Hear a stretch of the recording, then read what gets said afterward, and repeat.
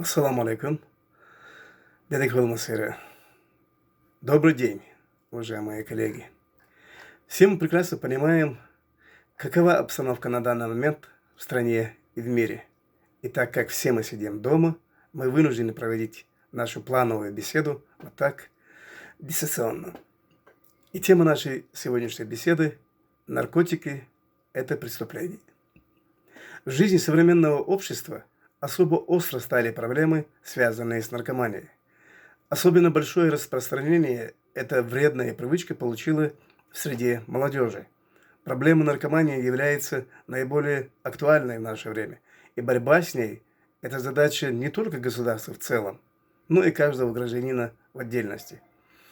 Несмотря на активную пропаганду здорового образа жизни в средствах массовой информации, выпуск многочисленных книг, журналов, плакатов, проведение масштабных акций, бесед, лекций по борьбе с наркоманией, заболеваемость, инвалидность, смертность, в том числе и детская, в России достигли катастрофического уровня.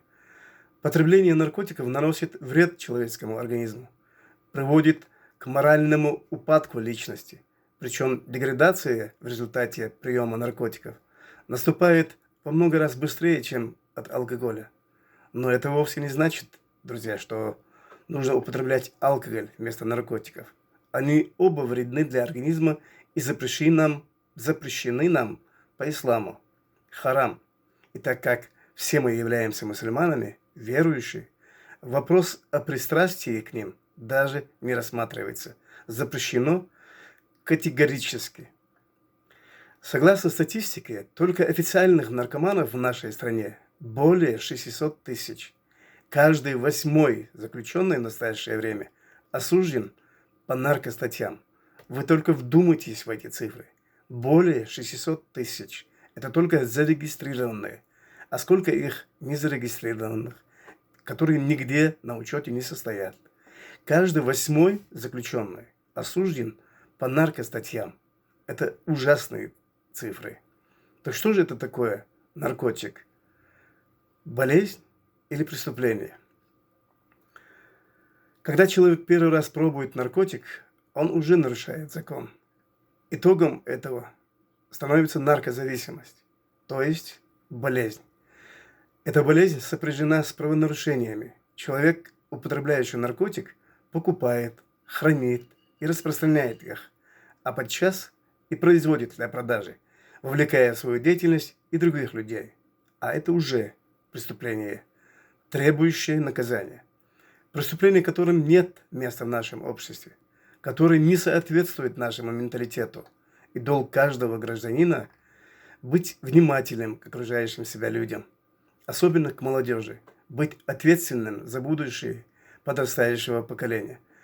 Более активную, плодотворную работу по выявлению, наказанию нарушителей закона ведут другие структуры – МВД, Минздрав. Наша же задача – делать то, что нам под силу, то есть вести активную, разъяснительную работу на местах о вреде наркомании в форме бесед, лекций, диспутов, в надежде, что хоть один молодой человек или подросток откажется от предложенного ему наркотика для пробы и тем самым не пополнит ряды наркозависимых наркоманов, а пополнит ряды тех, кто ведет здоровый образ жизни на благо своих близких, родных, на благо своего народа, на благо своей предстоящей республики, страны. Все в этом мире проходимо, друзья. И проблема коронавируса тоже пройдет. Единственное, что от нас требуется, это строго выполнять все установки руководства республики, страны, врачей,